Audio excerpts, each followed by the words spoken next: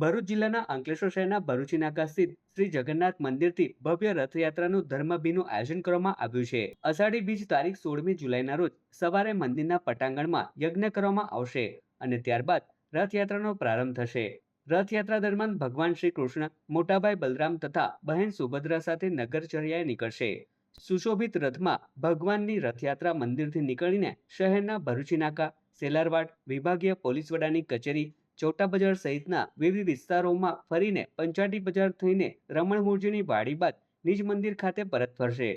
રથયાત્રા દરમિયાન શ્રી જગન્નાથજી ટ્રસ્ટ સાથે વિવિધ ભજન મંડળીઓના સભ્યો, સંતો, રાજકીય અગ્રણીઓ પણ જોડાશે, જ્યારે પોલીસ તંત્ર દ્વારા પણ લોખંડી બંદોબસ્ત ખડકી દેવામાં આવ્યો છે।